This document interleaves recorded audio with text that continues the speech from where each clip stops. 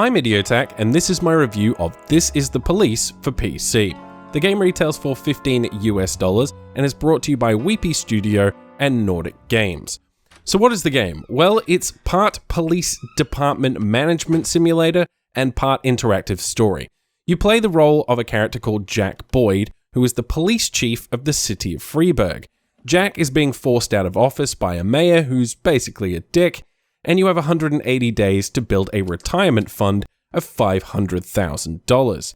The idea, though, is that you are corrupt, and you have some ties to the mafia and some other crime organizations, and you're also having to do the bidding of the mayor, who, as I said, is a bit of a dick, and all he really cares about is his own interests in getting re-elected.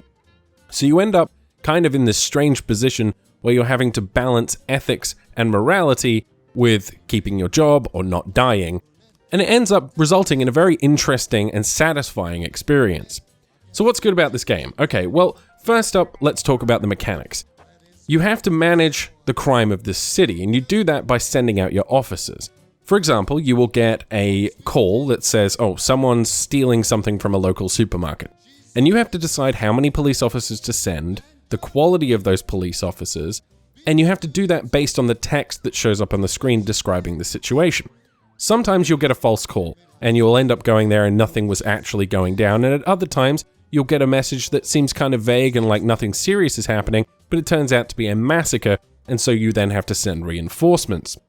If you misjudge a situation, your police officers can die, civilians will die, and you will fail to resolve that crime, which will lower your overall score, and then City Hall will start penalizing you by removing resources, by removing officer slots, i.e. the ability to hire new officers, and detective slots and things like that. Now, at the same time, you can send out detectives to do investigations on crimes that have happened in the past. So, for example, they may find a corpse in the middle of the street. You send your detectives there. They will interview witnesses in the area, create a report for you to read. You read that report, and then over time, they will unlock photographs, which you then have to place in sequence to unlock and complete that mission. So that's the two main systems in the game. You also have the management of police staff themselves. You have 2 shifts, and you can switch officers in between those shifts. You can also force people to work more than one shift. People have energy, people have XP, and people have character traits. They may be an alcoholic, they may be depressive, they may be lazy and not want to come into work. So you have to manage all of those things. You can fire certain people if they don't meet their targets, and you can fire people illegally as well. Now, while you're doing all of this and managing a city, you will also get missions from City Hall, and you'll get missions from the Mafia. If you refuse to do too many Mafia missions, they will kill you. If you refuse to do too many City Hall missions, they will screw over the police department, preventing you from playing the game efficiently. On top of that, you'll also be given missions from random civilians who are somewhat criminal, but not full-on Mafia criminals, and you can rent out your police officers to those people to get a little bit of extra cash. You can also sell the weapons, the drugs, and the various paraphernalia you find during missions to the Mafia as well for more money. At the end of the day, the goal here is to make $500,000 before you retire in 180 days. There is a ton of depth to this game. However, it's very accessible, and I think it's really well designed in that sense. So that's one of the major positives of the game. Next up is the visual style and presentation. In all the years we worked together, Kendrick never came to visit the house. We drank at bars, went fishing, went to the mountains, even chased off some poachers one time.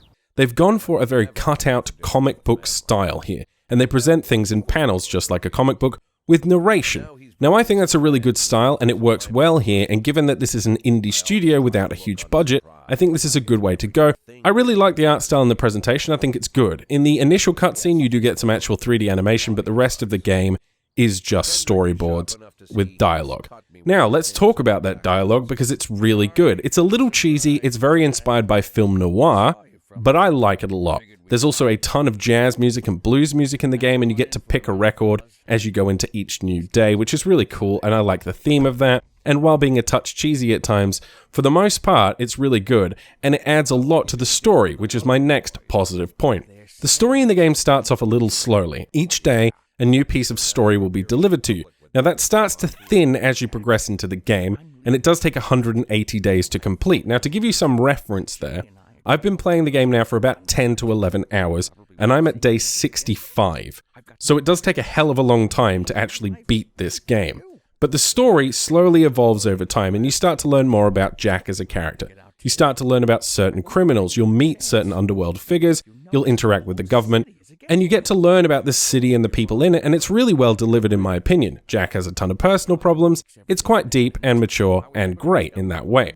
Now the next really cool thing about the game is the sheer variety and number of scenarios on offer. This is a linear progression, it's not randomly generated like you might find in many other games, and as such they've been able to craft a list of missions and cutscenes and things like that so that nothing repeats itself, which is great. The sheer amount of variety when it comes to crimes is just amazing, to be honest. I've not had a single repeat mission in 10 hours of play, and I don't think I will get any before I complete the game. It seems very well designed and very linear. It has a progression, and you're supposed to experience different missions at different times. I've seen a number of people talk about specific missions happening at specific times in the game, so it does seem very much like it's linear. However, there is so much here, and you have to read the text of every single crime to make sure you're sending the right people for the job. There's a lot of humor in the game as well. The game straddles a line between humor and seriousness, and it doesn't always hit, and it can end up being a touch cringy at times, but for the most part, I think that's quite good as well. Finally, the last good thing on my list is the permadeath/darkest dungeon style system they have in place here.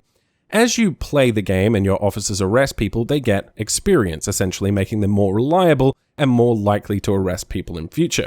So you start to care about those characters. The problem is, if you make mistakes, those people can die. So you do have that risk-reward system that you might find in other games, roguelike mechanics, things like that. So I really do like that system quite a lot. So overall, great visuals, great presentation, great music, pretty decent voice work, a good story, excellent management game just overall, with really cool decision-making, lots of variety and lots of different kinds of scenarios, and a permadeath darkest dungeon style system to keep you on your toes and give you that sense of risk-reward. So now what's bad about the game? I have a few complaints when it comes to This Is the Police. It's not a perfect game by any means. Let's talk about my first issue here, and that is the good versus bad false choice that they present to you. You cannot be a good cop or a bad cop, purely. You have to toe the line somewhat with the city, and you have to toe the line somewhat with the mafia. If you piss off the mafia, they kill you. If you piss off City Hall, they take away all your resources and you can't play the game effectively. So you do have to engage in some choices that you may not wish to make. Now that's kind of a problem because the whole idea of the game is, I'm going to put a tough choice in your face. What are you going to do about it? Well, if I make the logical decision, I'm just going to do what they tell me to do so that I have money and resources. If I make the moral decision to not do the thing they're asking me to do, then I'm just penalized across the board. So it doesn't seem particularly well balanced there. I should get a benefit for making a good moral choice. They need to address that, I think, moving forward. I just feel like if I make the right choice ethically, I'm just being penalized totally. Another problem I have is the pacing in the game. The game drags at points. It's a very, very long game. And every time I started to get to a point where I was like, okay, this is dragging on, I'm really starting to get a little bit bored here. It did change, to its credit, but it changed a little late. And I did feel like I was just kind of repeating myself and it was getting a little monotonous at points.